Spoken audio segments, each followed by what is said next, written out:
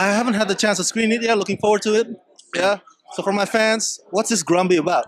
Gumby, Oh, Gumby, yeah. no. He's like this sadistic, kind of, just sadistic urban hyena, I would say. I remember talking to the character, talking to Derek Bort, the director, about the character, and we were always on this kind of the same wavelength about it. I asked him, you know, what are you kind of thinking? And he asked me the same thing, and I was like, you know what? I'm thinking of like he's like this urban hyena, like this scavenger type character, who kind of like this night prowler or whatnot. And you know, we're kind of on the same wavelength. He's kind of like this erratic character, this really like this guy who's ready to pounce, who's like always up to something. So we kind of are on the same wavelength about that. He's a scary guy. He's a scary guy and definitely an opportunist. He'll hit you when you're down. So like it was to get into like a darker mindset. It was a little rough, but you know, I had a great time doing it. Robbie is amazing in it. Isabel, the whole cast is amazing in it, and I had a ball doing it, man. Now, I know this is a drama, or maybe drama/thriller, however you want to put it, or dark drama. The second one, drama/thriller. Yeah, but you have one of the funniest people on earth, Jim Gaffigan, as the lead. So how do you keep a straight face during production? Dude, well, he made it, considering we're dealing with a lot of dark material. This is a really dark film with like heavy subject matter that we're dealing with. You know, he always brought levity to it. He just, you know, he would just like every now and then crack like a hot pocket joke or something like that. And he's great, man. And like, but not only that. I mean, I haven't seen the film yet, but I've seen a clip of some of the work he did, and he's transformative. He goes there, and he's like. He's riveting. He's really riveting. He really went to a dark place for this role and for the character of Cam, and it's great. I'm looking forward to seeing his work. I think he's a super talented guy. Before I let you go, because the character is a rideshare driver, Uber. What's the most interesting person that you've ever given a ride to or driven around? Driven around with? There was a guy that I was riding with, not here but back in New York. What he told me anyway, he said that he was from the country Syria. He was a former FBI agent in like the Syrian FBI. Like he went into like, I didn't ask him so much about it, but like I used to be in like special like secret services, something like that in my native country Syria. And he talked about some of the missions he had to go on and people he had to deal with, and like I don't know how true it was, and I wasn't gonna ask or doubt him because I'm not trying to get killed. But you know, he was an interesting fellow, definitely interesting guy. I haven't screened it. Looking forward to screening it. Okay, yeah. cool. How dark is this drama? Seems pretty dark. Yeah, I think it. That's kind of. Let me know what you think afterwards. Is that the realm that you like to venture into? I like everything, as long as it moves. So I think we have a dark, hopefully socially relevant drama that is contained, and yeah, I hope you enjoy it. Now, what is about one of the funniest people on the planet as the lead in this dark drama? You know, I'd said it before, I think comedians are able to tap into some darkness. I think most people who have a good sense of humor also have demons in them, maybe. So I don't know Jim too well, but he tapped into something, and I think he did a great job. All right, looking forward to it. Excellent. So is this gonna do to rideshare or Uber what Jaws did to the swimming in the ocean? I think we're in too deep. I haven't screened it. Looking forward to screening it. For my fans, what do you play? My character's name is Maz, and I play opposite Jim Gaffigan's character Cam. And how is it working with one of the funniest people on the planet? He was hysterical, but he was pretty dark in this film, so it was a big difference than what we're used to. But he's a great guy. So it's like in between takes. Did he crack you up a lot? He tried. It was tough. I was trying to keep it here, but it's like, Jim, come on, man, take it down a notch. But no, he's great. He's great. So what is it about this dark drama that resonates with audiences? Do you think will resonate with audiences? Well, hopefully they'll get a chance to see this film, and it'll move them in a direction where it speaks to them on a different level than just entertainment. Because I think this movie has an opportunity to really kind of speak about what's going on in the world today, as far as, you know, politically, and, you know, even to the extent of white privilege. So it's interesting. It should be good. You look beautiful. Thank you. Oh my goodness. Congratulations on the film. Thank you very much. Very excited. For my fans, I haven't screened it yet. What do you play? I play Marina. I play Robbie Jones's girlfriend. and the mother of Prince, who gets, can I spoil? No, I'm going to give too many spoilers. But I play the leading lady, like very untraditional leading lady. But Was it hard to keep a straight face working with one of the funniest people on the planet, Jim Gaffigan? you know, off screen, like he was funny whenever we weren't shooting, and then the minute they said action, it was like a great acting lesson for me because he just dropped into the circumstances so quickly. So he's a great actor. So He's making that transition really well. yeah. It was a great lesson for me. I was like, look at you. Funny man. Yeah, he's really good. What's the most interesting person that you've given a ride to or shared a ride with?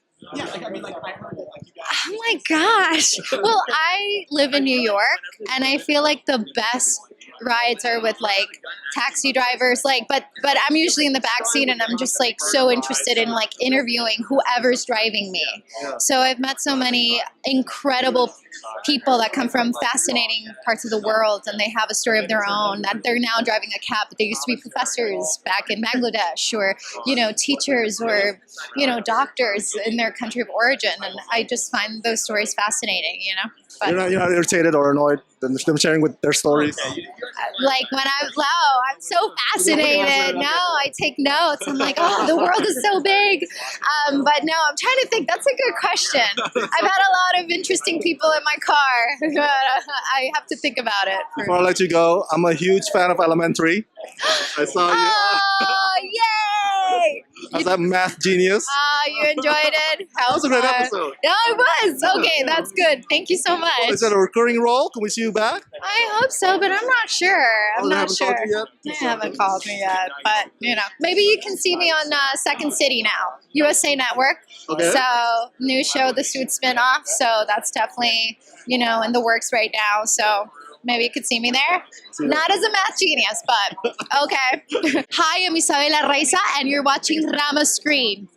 Hi, Scott. Congratulations on the film. Thank you so much. So what is it about this project or Daniel's script or Derek's script that made you want to be involved with it? This is the third film we've made, the three of us. Derek and I made The Joneses back 10 years ago, 2009, which is a great script. And it's a zeitgeist film. It deals with white privilege in a very unique way without hitting on the head. And we got Jim to agree to be in the film, and Robbie and Isabel, and we had this insane cast and came together in a wonderful way. It's just a fantastic opportunity. And how, in your opinion, was my favorite comedian transitioning to a dramatic role like this? How did he do? I mean, my friend Mary Vanu, who suggested we offer him the role, and we didn't think of him ever, was like, he can kill it. And he was there on time, like he knew his lines. He's invested 100%. He's incredible. It's transformative. What do you want the audience to take away from this? Is it going to do to Uber sharing or ride sharing what Jaws did to swimming in the ocean? Well, that's a good question. Actually, I don't think it's so much a commentary on the ride sharing. I think it's more about, and we see it today. If you're white, you can get away with murder. That's what we're trying to say. Privilege. That's what we're trying to say. Without being too preachy. Yeah, that's exactly what the movie is saying. That this guy is nondescript, driving a nondescript car, doing this thing, and he's responsible for multiple homicides and kidnapping, and I mean and he gets away with it. It sounds very timely. Yeah, no, it is, and that's why we wanted to make it. Congratulations, sir. Thank you very much. I appreciate it. So, what's the inspiration behind this story, you and Daniel? The way we write, we tend to kind of throw things at the wall and see what sticks. And we kind of we had a little nugget of something we wanted to mess with, which was these burner rides that are a real thing, where drug dealers are using Uber drivers to drive them around. And based on some of the things happening that we saw around us last year with issues of invisible people and entitlement, some social and racial issues we saw going on, we just sort of it all just kind of gelled together as to, this is a story we want to tell against this backdrop, and it really I think came together nicely. Scott told me that it tackles white privilege problem, and then so how do you do that without being too preachy, and that it addresses it in a storytelling format?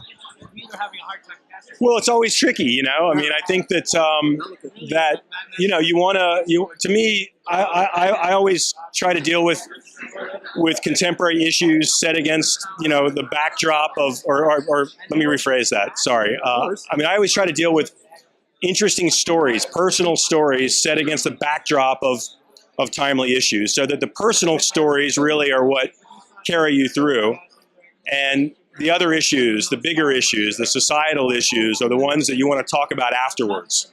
I feel like we've been successful doing that with other films of ours, and I think this one is no different.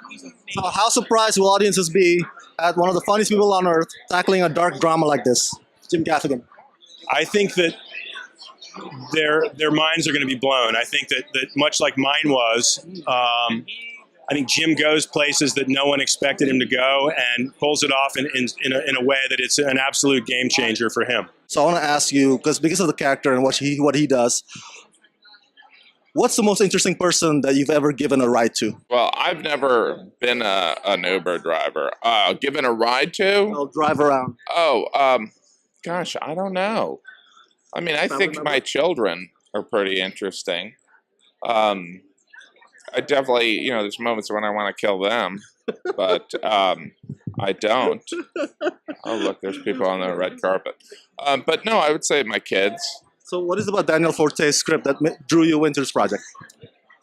I would say the complexity of, and like the ride of what the guy went through, the journey, and kind of what it says about people that are having some bad luck along the way.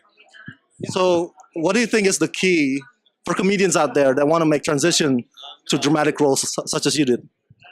Well, I mean, first of all, they have to want to do it, I suppose. But, gosh, I don't know. I mean, I think it's a completely different discipline, and, well, stand-up comedy is very different from acting, but it's also, it's really, rewarding, the effort and the commitment in it.